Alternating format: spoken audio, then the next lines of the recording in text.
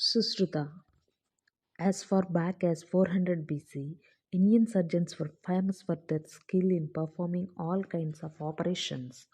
They could remove cataracts from eyes and operate on the intestines. They could operate on the brain by cutting through the skull. They were experts in plastic surgery and could actually give people new noses. We know about surgery in ancient India from the Shushruta Samhita. This book, written in Sanskrit, contains the teachings of a remarkable man, Shushruta. However, Shushruta and the doctors of his time thought that book learning was of very little use by itself.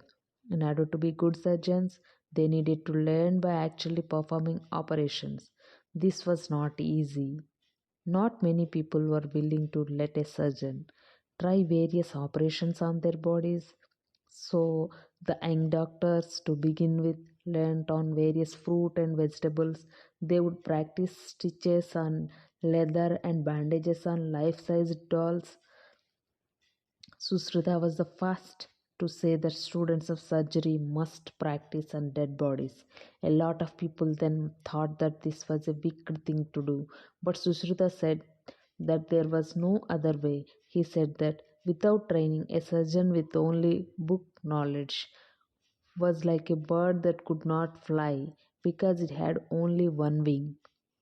As the ancient surgeons were priests, they could also study the various parts of the bodies of animals that had been used for sacrifices. Arabian, Persian, and Latin translations of the Susruta Samhita helped countries all over Europe and West Asia to develop skillful doctors. Susrita believed that the doctor should use his skill for the good of people and look on his patients as if they were his own children.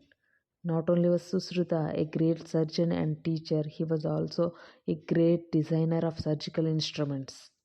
He created over 100 instruments but said that a surgeon's best instruments were his own two hands.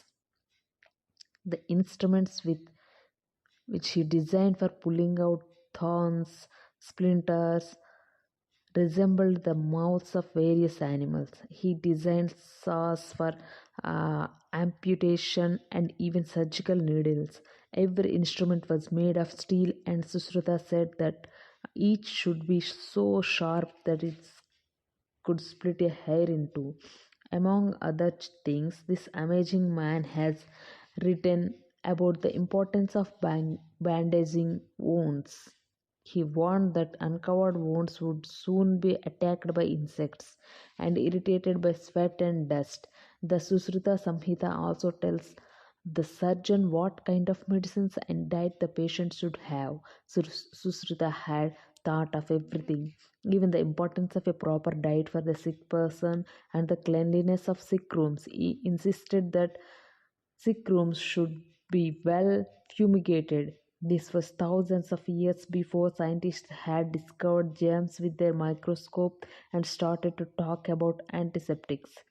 Isn't it exciting to think that nearly 3000 years ago medical science was so advanced in this country?